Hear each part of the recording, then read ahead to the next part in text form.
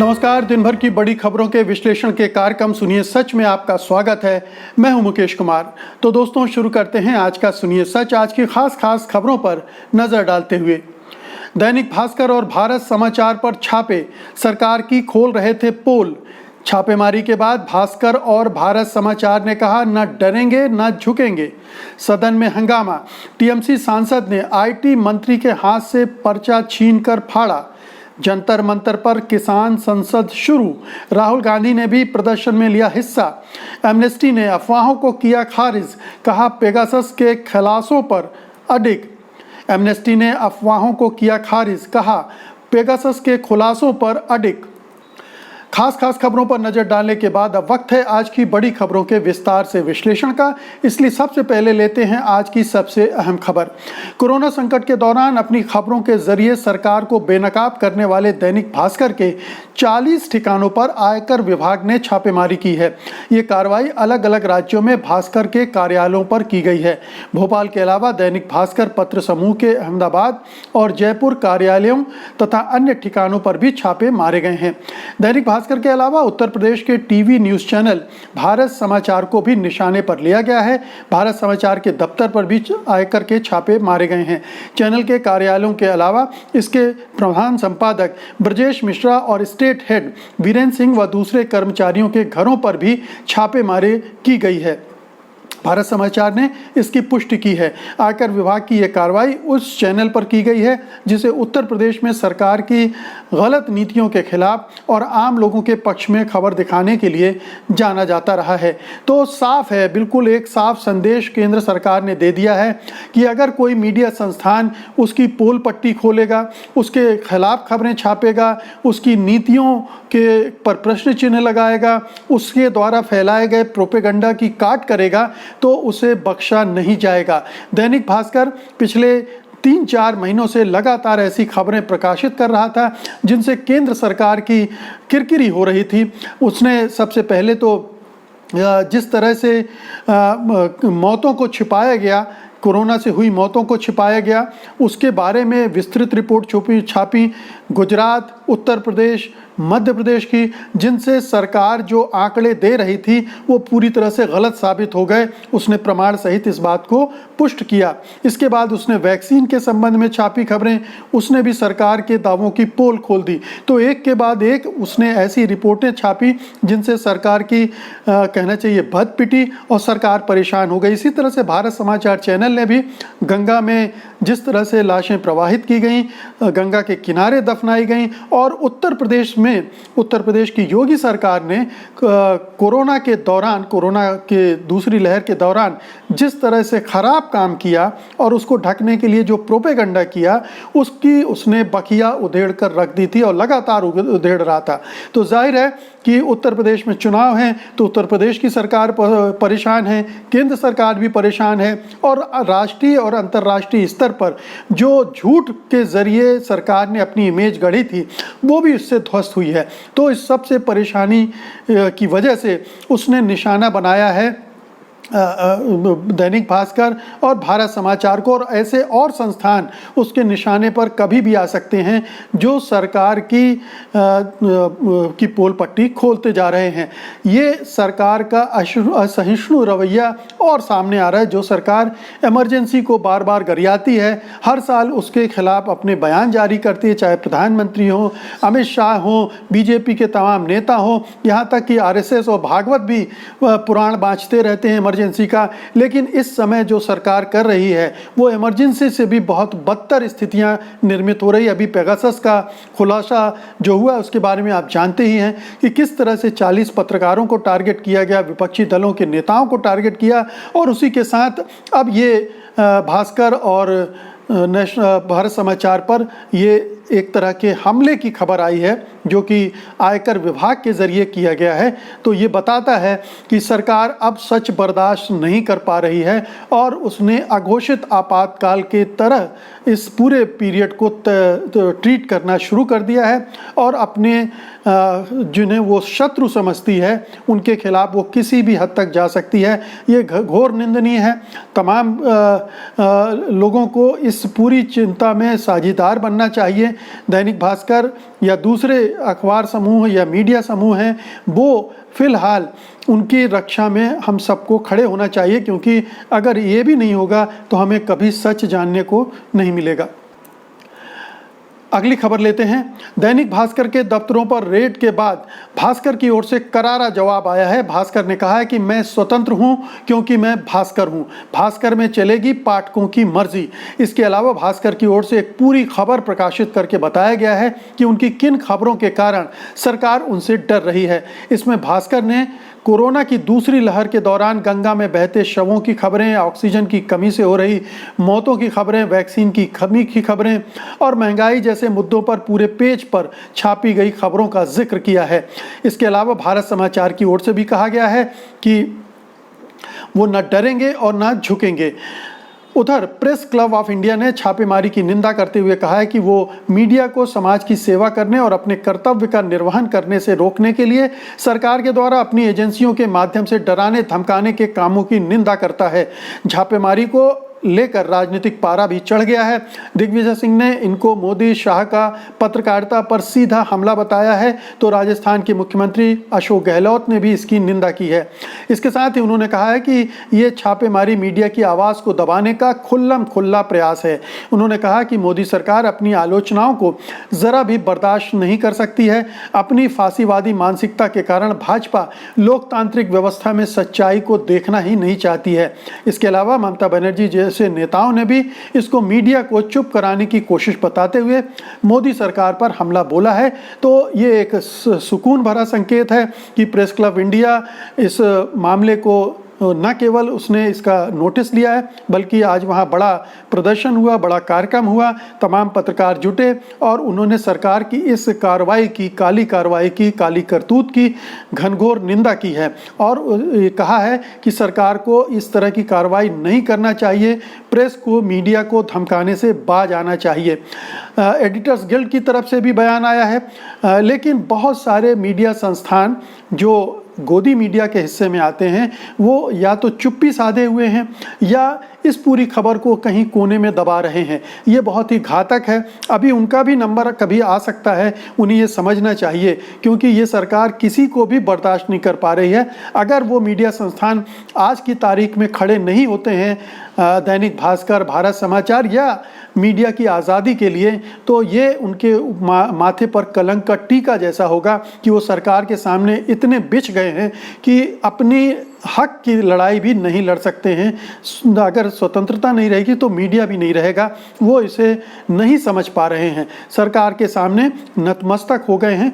अधिकांश मीडिया में यही हाल बना हुआ। पेगासस की खबर का भी उन्होंने यही किया, उन्होंने उसे या तो दिखाया ही नहीं, छापा ही नहीं, या कहीं कोने में पीछे छोड़ दिया जहां किसी की नज़र न पड़े। तो कोशिश ये हो रही है कि सरकार विरोधी खबरों को दबाया जाए, छिपाया जाए और सरकार की थू-थू हो रही है तो उसमें वो शामिल ना हो, भले ही वो थू-थू करने लायक काम कर रही हो। अगली खबर का रुख करते हैं। पेगासस जासूसी मामले, ऑक्सीजन की कमी से कोई मौत नहीं होने के केंद्र सरकार के बयान के साथ ही किसानों के मुद्दे पर भी विपक्ष सरकार पर हमलावर हो गया है। आज इन मुद्दों को लेकर हुए हंगामों के बाद लोकसभा और राज्यसभा को कई बार स्थगित करना पड़ा। वहीं हंगामे के बीच ही IT मंत्री अश्विनी वैष्णव ने अपनी बात रखनी शुरू की, लेकिन हंगामा बढ़ता चला गया। जब वैष्णव बयान दे रहे थे उसी वक्त TMC के सांसद शांतनु सेन ने उनके हाथ से लिखा हुआ बयान पर्चा छीन लिया और उसे फाड़कर उपसभापति की तरफ उड़ा दिया।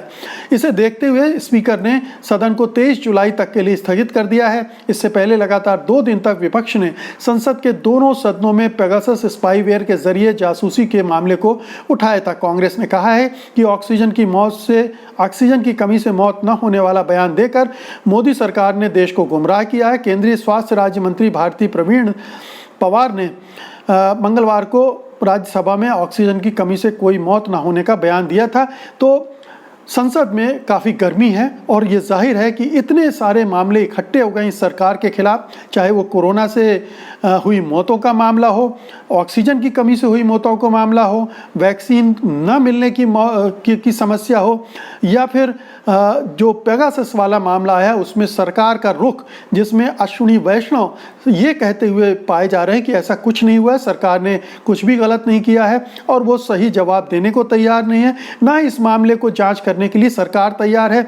अमित शाह भी इसे क्रोनोलॉजी समझाते हुए दूसरी तरफ ध्यान मोड़ने की कोशिश कर रहे हैं, विदेशी साजिश का हवाला दे रहे हैं। तो जाहिर है कि विपक्षी दलों के पास काफ़ी गोला बारूद इकट्ठा हो गया है, वो उत्साहित भी हैं और उत्तेजित भी हैं और इसीलिए संसद नहीं चल पा रही है। इन हालात में संसद नहीं चल पाएगी, ये लगभग तय माना जा रहा है। अब भास्कर और भारत समाचार पर जिस तरह से हमले किए हैं सरकार ने, उसके बाद और भी गर्मी आ गई है, क्योंकि सरकार किसी को भी बख्श नहीं रही है, चाहे वो विपक्षी नेता हों, चाहे पत्रकार हों या मीडिया संस्थान हो या सामाजिक कार्यकर्ता हों, सबको निशाने पर ले रही है, उन पर लगातार हमले कर रही है, उन्हें चुप कराने की कोशिश हो रही है या फिर उन्हें बदनाम किया जा रहा है विदेशी साजिश का हवाला देकर। तो ये बहुत खतरनाक स्थिति है और विपक्षी दल अगर संगठित होकर अपने विरोध प्रकट नहीं करते हैं, संघर्ष नहीं करते हैं, तो जो लोकतंत्र की स्थिति है वो दिनों दिन और भी खराब होती चली जाएगी। अगली खबर लेते हैं। किसानों ने आज से जंतर मंतर पर अपने प्रदर्शन की शुरुआत करते हुए संसद शुरू कर दी है। किसान नेता राकेश टिकैत ने कहा कि चाहे किसी भी पार्टी का सांसद हो, अगर उसने किसानों की आवाज़ नहीं उठाई तो उसका विरोध किया जाएगा। किसान हर दिन सुबह 11 बजे से शाम 5 बजे तक जंतर मंतर पर मौजूद रहेंगे। उन्हें मार्च निकालने की इजाज़त नहीं दी गई है। इस साल 26 जनवरी को ही हिंसा के कारण दिल्ली पुलिस किसानों के इस आयोजन को लेकर खासी सतर्कता बरत रही है। आंदोलनकारियों का कहना है कि किसानों को हर दिन 200 की संख्या में बसों के जरिए जंतर मंतर लाया जाएगा और यहाँ पर कोरोना प्रोटोकॉल का पालन करते हुए अपनी संसद का वो आयोजन करेंगे। किसान नेताओं ने दिल्ली पुलिस को भरोसा दिलाया है कि उनका प्रदर्शन पूरी तरह से शांतिपूर्ण और अनुशासित होगा। किसानों का जंतर मंतर पर यह प्रदर्शन 13 अगस्त तक चलेगा। किसानों के इस प्रदर्शन को रोकने के लिए केंद्र सरकार ने, दिल्ली पुलिस ने अपनी पूरी कोशिश की थी कि ये प्रदर्शन हो ही ना और जंतर मंतर या संसद के आसपास तो बिल्कुल भी ना हो।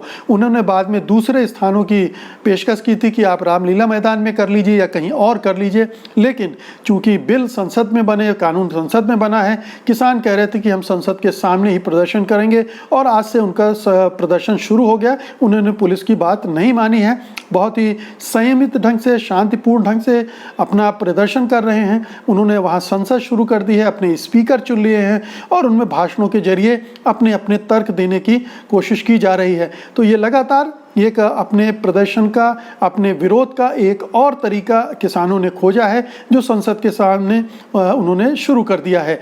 विरोध प्रदर्शन का ये दूसरे सिलसिले भी किसान आंदोलन शुरू करने वाले हैं। आपको मालूम है कि 5 सितंबर को किसानों की महापंचायत होने वाली है मुजफ्फरनगर में और उसके बाद पूरा कार्यक्रम तय करके किसान उत्तराखंड और उत्तर प्रदेश के मिशन में जुट जाएंगे। वहाँ बीजेपी के सांसदों को, बीजेपी के उम्मीदवारों को हराने के लिए, क्योंकि बीजेपी मुख्य रूप से इन काले कानूनों को बनाने के लिए जिम्मेदार है। आज की अंतिम खबर लेते हैं। एमनेस्टी इंटरनेशनल ने उन सभी मीडिया रिपोर्ट्स को खारिज कर दिया है जिनमें यह दावा किया गया था कि एमनेस्टी इंटरनेशनल ने अपनी रिपोर्ट से यू टर्न ले लिया है। कुछ मीडिया रिपोर्ट्स में कहा गया था कि एमनेस्टी ने कभी भी इस सूची को, पेगासस वाली सूची को, एनएसओ की पेगासस स्पाईवेयर की सूची में के रूप में प्रस्तुत नहीं किया है, यानी वो कोई दूसरी सूची के रूप में उसे रख रही है। इन सभी रिपोर्ट्स के बाद एमनेस्टी ने कहा है कि वो अपनी रिपोर्ट पर अडिग है और ये डेटा एनएसओ ग्रुप के पेगासस स्पाईवेयर के संभावित लक्ष्यों से ही संबंधित है। एमनेस्टी ने कहा है कि सोशल मीडिया पर फैलाई जा रही झूठी अफवाहों का उद्देश्य पेगासस प्रोजेक्ट में किए गए खुलासों से ध्यान भटकाना है। बता दें, कुछ मीडिया रिपोर्ट का हवाला देते हुए बीजेपी के आईटी सेल के प्रमुख अमित मालवीय और बीजेपी सांसद तेजस्वी सूर्या ने पेगासस की खबर दिखाने वालों को निशाने पर ले लिया था। उन लोगों ने पेगासस की रिपोर्ट दिखाने वालों को लोकतंत्र को कमज़ोर करने वाला बताया था।